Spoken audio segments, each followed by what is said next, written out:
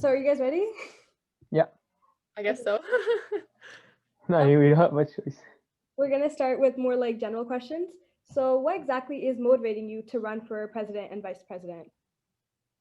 I guess I'll go first. So basically, last semester, I started going to Marianopolis and I didn't really have a lot of friends, whatever. I didn't think that I'd be super involved with student life. However, once I started to get more to know my classmates and to get to know the situation, I saw that there was a lot of anxiety and stress happening within our academic environment. So I conducted a mental health study on online learning, which was administered to like students all across the years and ages. And I realized that there was this silent majority of students at Marianopolis that were really stressed, not speaking up about it. They had their cameras closed, you couldn't really see them. And like this frustrated me so much. Like there are so many voices that are not being heard just because they don't have the courage to speak out or they're too anxious to speak out. And this is really what pushed me to run for Congress, because I have talked to these people, I know these people, and I really want to give them a voice. Like I don't want to leave anyone behind, you know. It's easy to look at Marianopolis as kind of like that kind of go-getter place, and like there's so much more to that than it, right? We have the entire student body that needs representation, so that's why I decided to run. Neil? So similar to Holly, I just started last year and I was like, oh, I'm most likely not gonna go into Congress. Simply, I was like, oh, it might be too much for me. But I've seen like actually like this semester and last semester, I've seen like there's a bit of like disparity. Like there's not much communication between like students and Congress.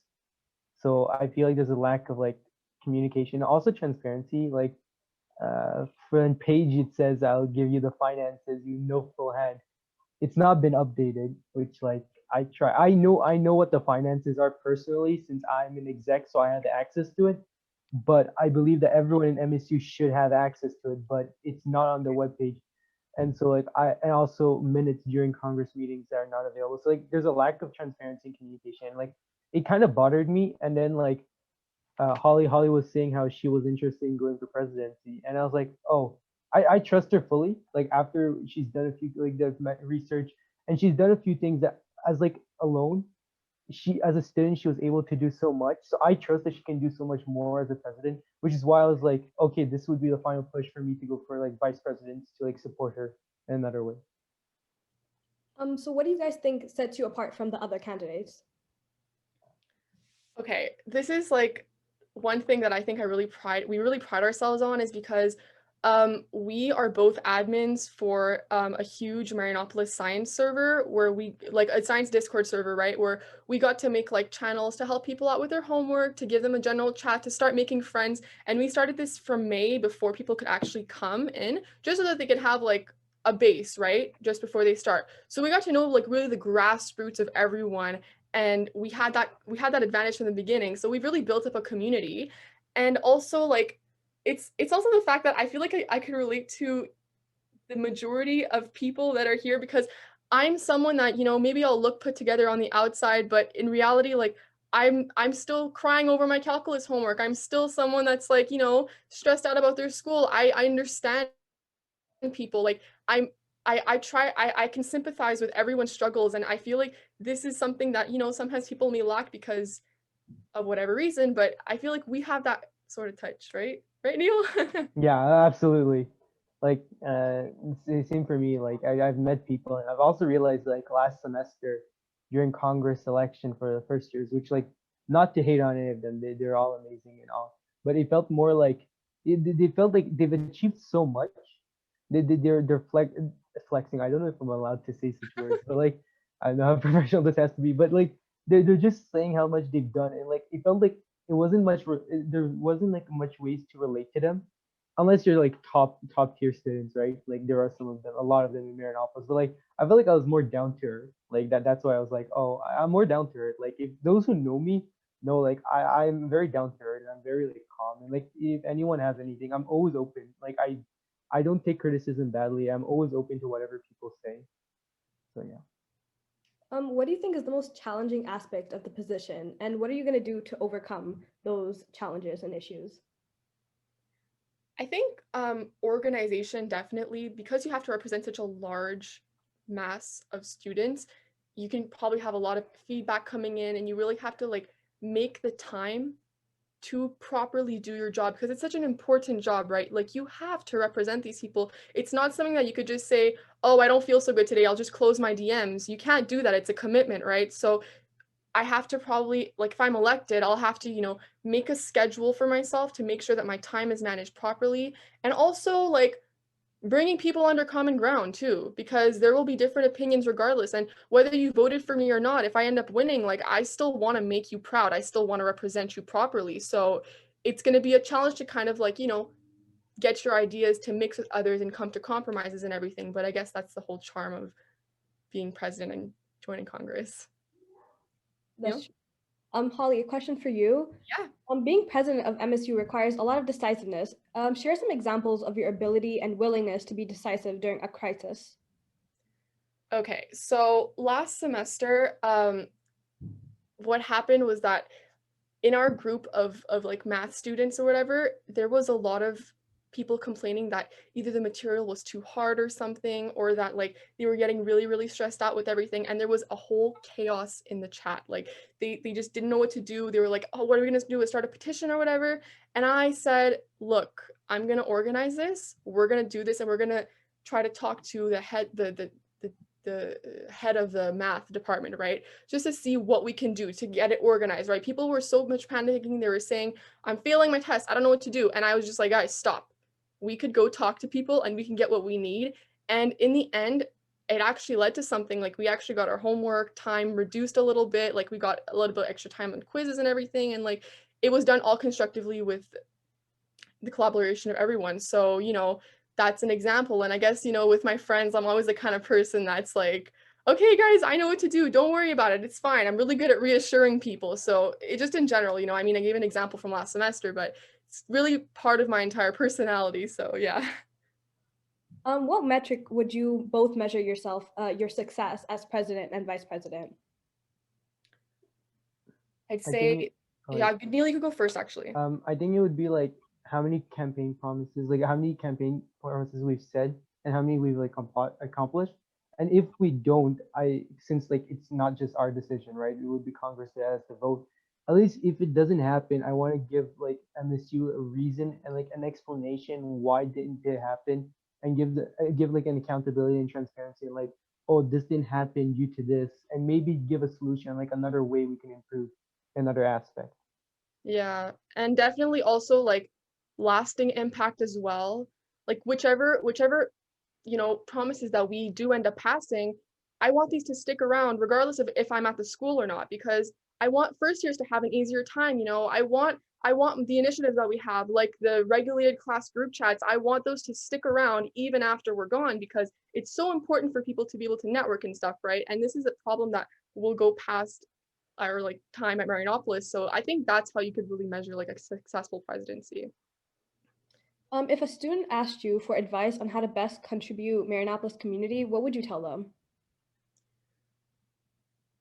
I think it's really important to get to know people on a friendly level, because we're all friends. At Marinopolis, we have the advantage of being a pretty small college. I mean, we're 2,000 people, but it's relatively small, right? And we have little niches for everyone. And I feel like people are so much more approachable than they really are. And as right, VP and president, I mean, we really want to adopt a kind of open DM policy, and we want to be really in touch with people. So we would say to someone like that, talk to us. We're here. We're accessible. We're just like you. Like so much easier to connect with your student body once you realize how everyone is exactly the same and there should not be any disparity. So I think people have to get over that in their minds, and Congress also has to make the effort to, try and reinforce those kinds of values everywhere.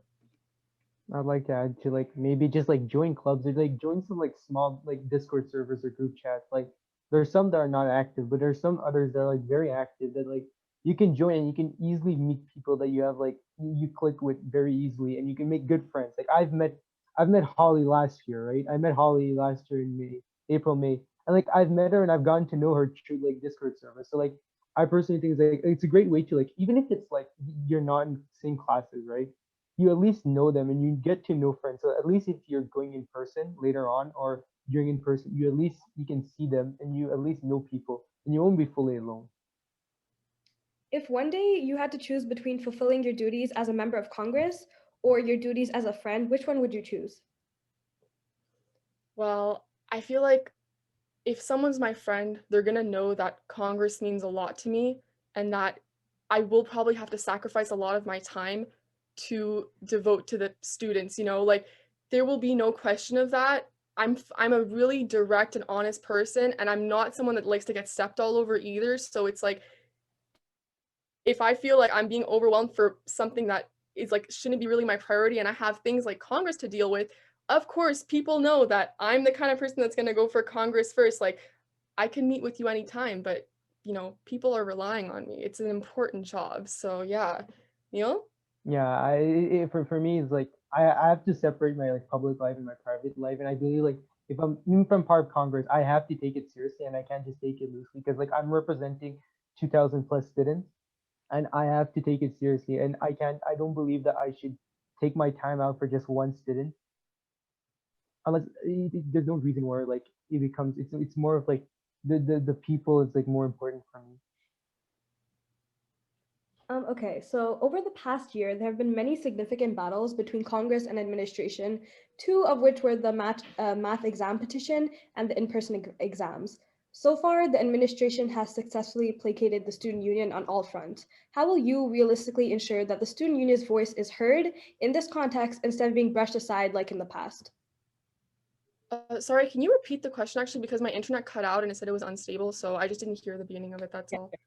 Over the past year, there have been many significant battles between Congress and administration, two of which were the math exam petition and the in-person finals. So far, the administration has successfully placated the student union on all fronts. How will you realistically ensure that the student union's voice is heard in this context instead of being brushed aside like in the past?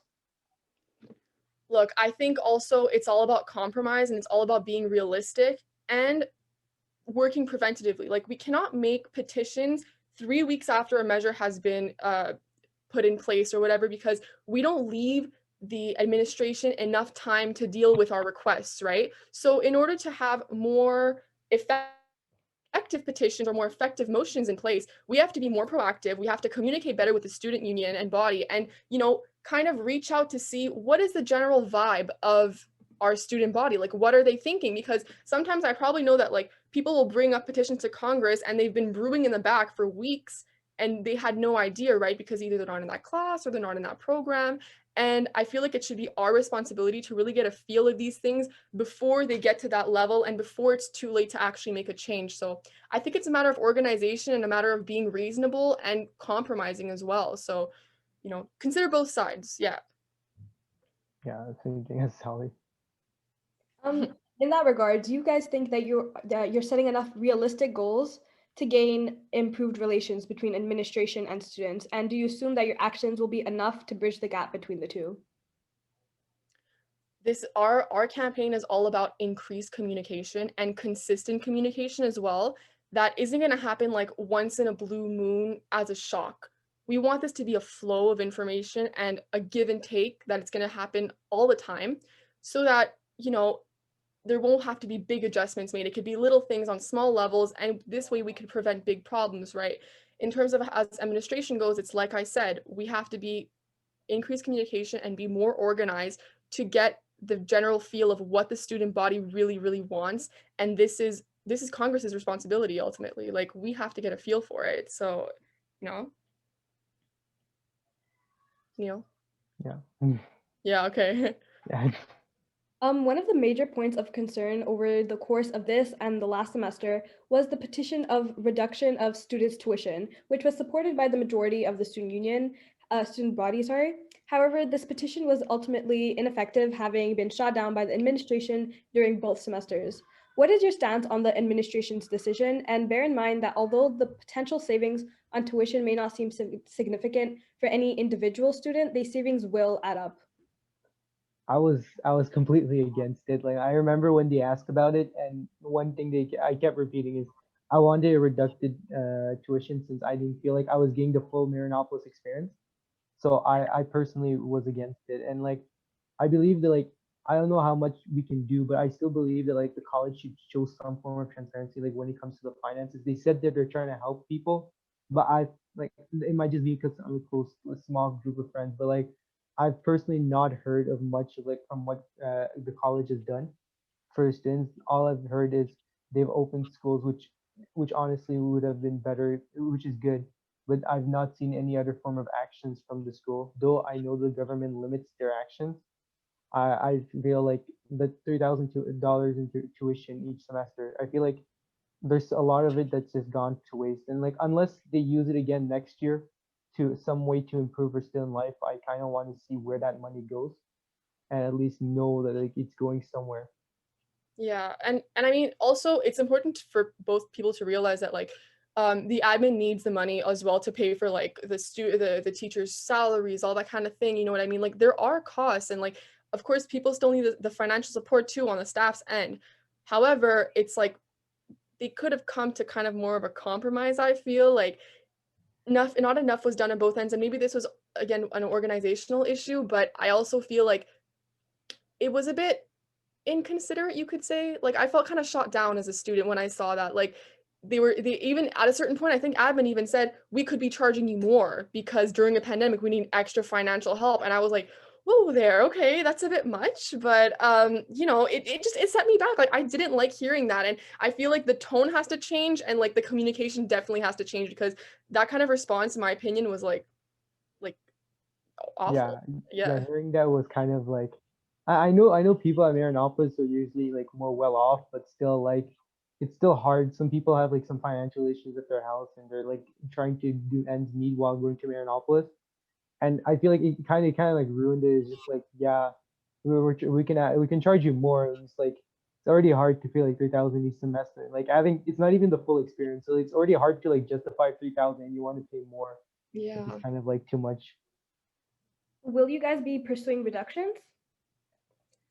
I mean, this is the thing. Next semester there will be and there's a high chance that it's going to be in person, right? So considering that maybe, you know, all of the regular student life activities will go back to normal, um, that might not be an issue. However, if that's not the case and there's surplus money in the budget, I feel like this has to be brought to students' attention and they should decide what should be done with the money. If they want this kind of money to like go towards extra programs for like, I don't know, student help or like mental health or whatever, they should decide what happens to the money because they're the ones that are giving it away, right? And it's like it's a surplus anyways. There should be no surplus that is just left in the air for like staff or admin to decide what it happens with. That's what I think for next semester. Like, I don't know.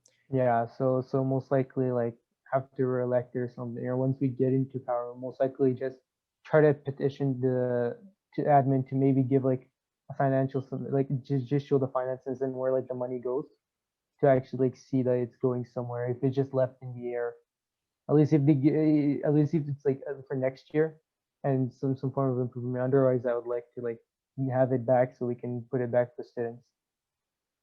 Mhm.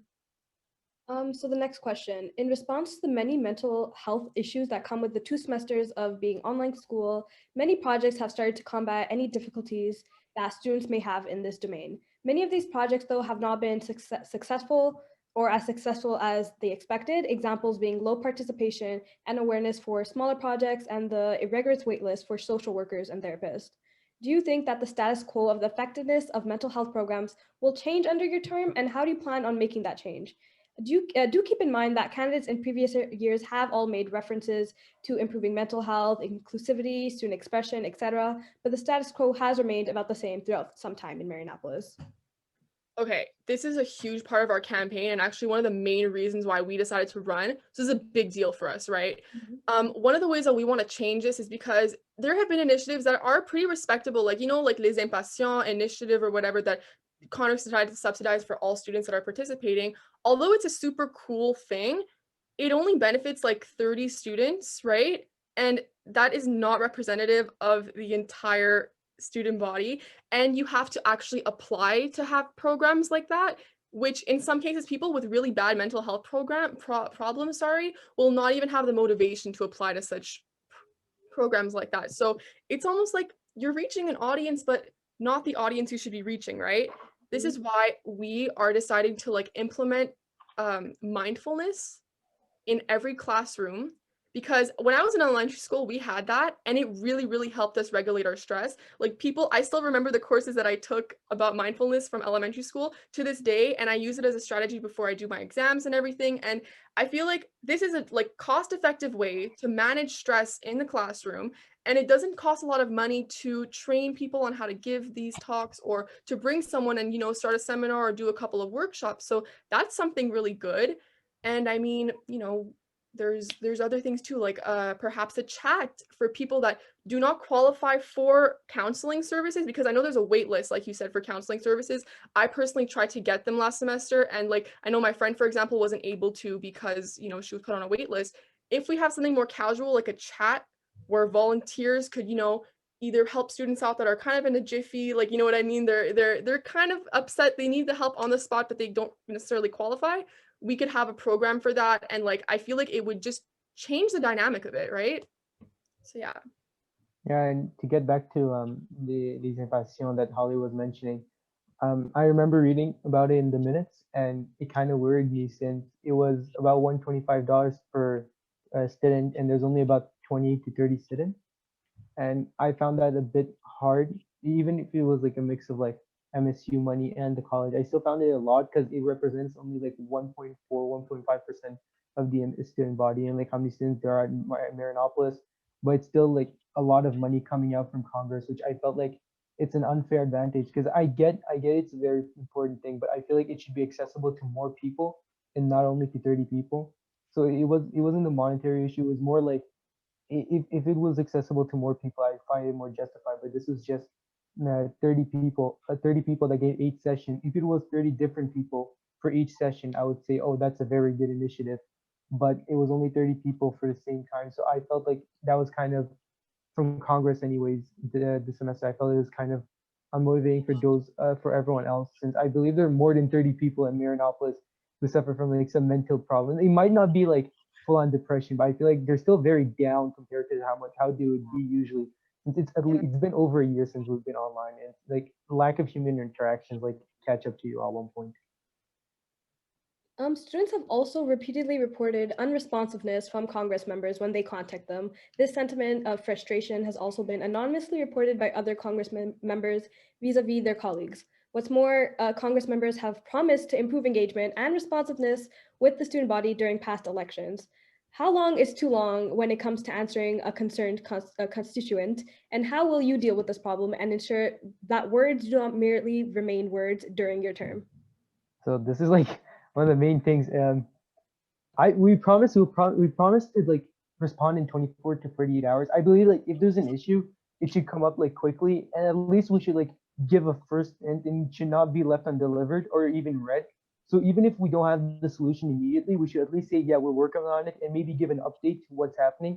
Since I've seen it like firsthand, I've heard people, especially when it comes to VPF. I don't want to complain on Emmanuel, but I heard like lack of response, which like I felt like is not right.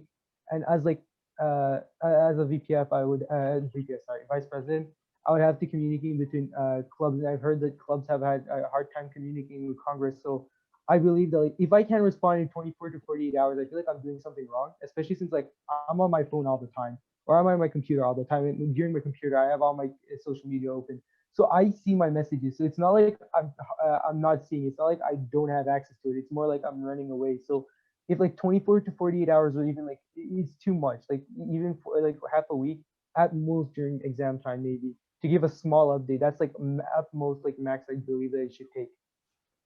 Yeah, and I also think it's all about like organization as well and time management on our part. But this is why also we want to introduce like a bi-weekly sort of confessional slash suggestion box, so that all of these concerns that people have can be grouped together and we can have a specific place to address them, so that it's not lost in the flood of our emails. Although people can reach us by email or by Instagram, like we want to kind of set up a way for people to like submit their ideas in a way that we will be able to access them easier and they'll have like a faster response. You know what I mean? Organization is key. That's it. That's Over the past few semesters, Congress has also been seen supporting many projects concerning climate change, a majority of which turned out to be unimpactful in the grand scheme of things. While they were certainly noble, the time and resources spent on those projects are significant, and they could have very well have been used on other more impactful initiatives, a few examples being mental health, academic integrity, and student life. Do you think it would be better to focus on the issues that are closer to home before tackling other ones? Why or why not? Look, I mean, the environment is definitely important, and I think it's a very important issue, you know what I mean? But at the same time, just starting a huge, costly campaign to get a couple of petitions signed and like not many people are that educated on the subject, it's not constructive.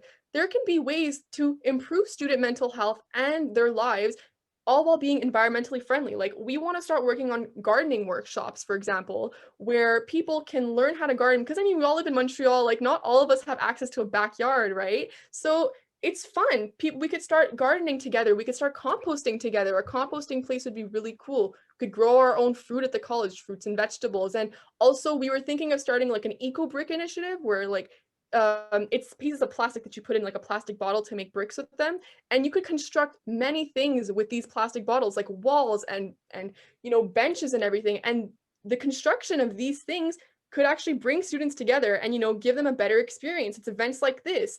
It's events like DIY thrift shops and clothing swaps that people have the most fun with, and you don't have to sacrifice the environment or that kind of cause in order to make an impact on student life. You just have to do it in a way that appeals to everyone. So yeah. Yeah, I just want to add, it's like there's no point in like wasting time on like a big initiative that like the odds of like making an impact like on like still on everyday life is like very little. Like if we do like small actions like doing the garden and like doing composting, it's small actions, but like these small actions add up over time, and at least it improves during the time in the present. It would improve student life, and over time it would improve the environment in small actions that we do. And of course we can take bigger actions, that I don't deny. Like we should honestly do big topics, but like I believe that we should still do some small things so that at least like even if the big ones don't achieve anything, at least the smaller ones are able to do something, so at least we've done something to contribute and not just waste our time. So most of your plans involving the environment involve coming together and working together and also breaking a lot of social distance rules. So if the pandemic continues, how do you plan on accomplishing these? Okay, so first of all, the gardening workshops that we want to do, because we do realize that in the winter there's not going to be gardening to Yeah. do because it's going to be frozen, right? The ground. So maybe we're thinking of either hosting like if it has to be virtual, it could be virtual, like how to grow your own things indoors, like in a little greenhouse that you could buy. These are all materials that you could buy at the dollar store or at Home Depot or whatever. They're very accessible and people could still benefit from the knowledge like that, and it still brings people together. In terms of a clothing swap, let's say if I understand there's issues with that as well. Although thrift stores are open and everything, there's ways to implement social distancing measures there too. It's just you have to, be more organized when it comes to it, wash all the clothes in advance, give people masks, make sure that there's not too many people around. It's stuff like that. There's ways to work around it. And I feel like in terms of like the gardening and the composting, those are kinds of things that you could do workshops online as well with, or, send people little kits and they could do that stuff at home too. So yeah.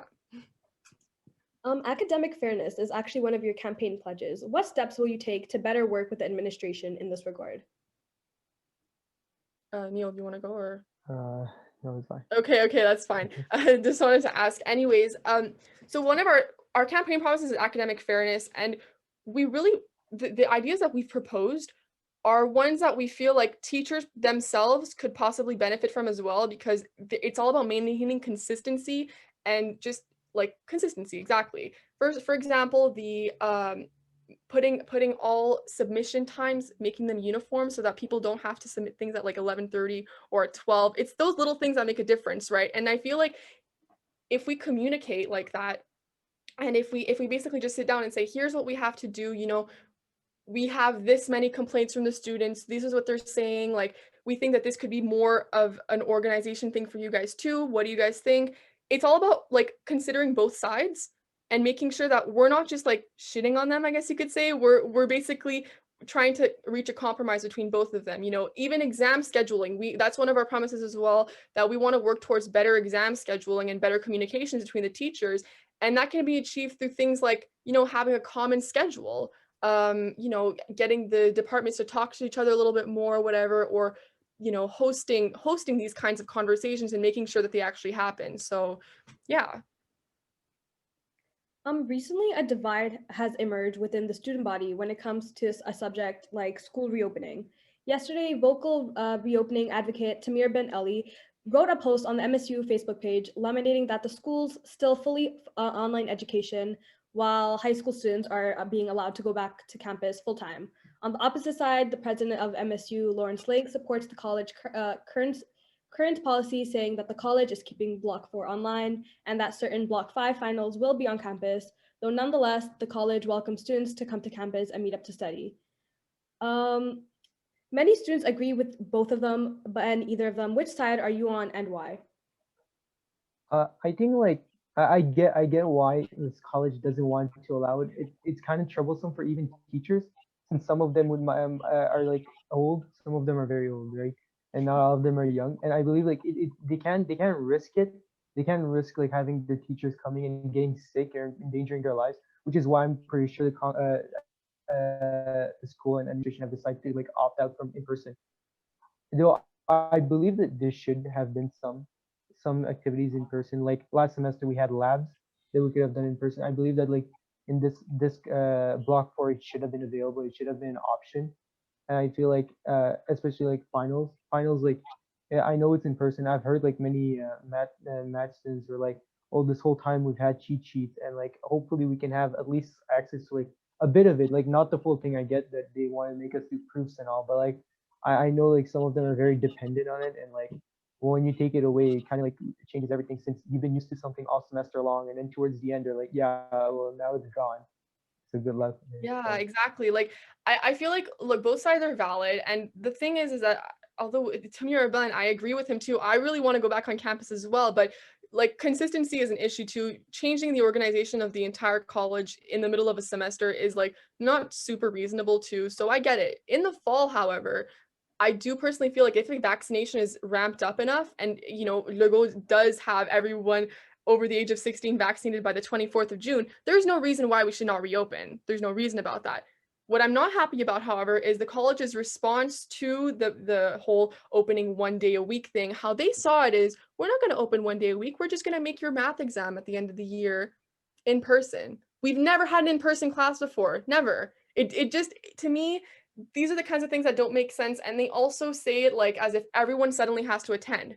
What about people that have been studying abroad all this time? What about people that have been stuck in their house because they're with vulnerable parents or something? Like, do they have to sacrifice their academic success just because the college suddenly decided to have 1 day where people come on campus out of the entire semester?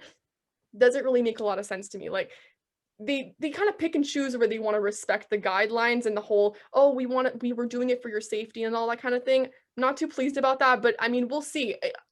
About this whole in-person stuff, we'll see. It's all about communicating with the student body. Oops.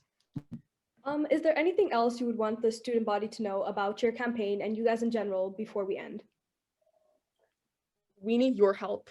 We need your help. Like, our campaign is all about reaching out and making you guys part of Congress again, because we felt that kind of disjointment as well. We felt kind of disconnected, but we're your average students. We're not like someone that's done a billion years in this and whatever. We're just like you. We're the average typical students that want to take a stand, and we want people like us to have our voices heard finally. And you know, we need your help to do all of our initiatives. There's going to be so many opportunities for you guys to help us out and to get involved and get your hands dirty with all these cool fun ideas that we got. I also want to add, like, I'm personally not very creative. Like, when it comes to ideas, I can come up with like one or two like really good ideas, but like I can't come up. I'm a human. I'm a normal person. I'm not like some genius. I can't come up with great ideas. Like, if anyone has any ideas or suggestions, like, hit me up. Like, my DMs are always open. Like, I don't discriminate. Like, I'm not gonna like take you out. Like, unless like you just start spamming or something. But like, otherwise, like, I'm open to any suggestion. Like, I take criticism very well. Like, anything that comes to me, like, I'm open to hear what like people have to say. Like, I'm here to represent you. Like, I'm not here to represent myself. Like, I, as much as like I know some people are here to go to Congress to pat their CVs and all, but like I personally don't like. I know like it's good and all, but like I personally don't want to do it to like pad my CV. I want to do like actual change for like students. Mhm. So if anything, just like hit me up. Like Okay, well, thank you guys so much. I loved interviewing you guys. I loved your answers. I love your initiative. Thank you so much for answering my questions. thank you. Thank Have a you. nice day.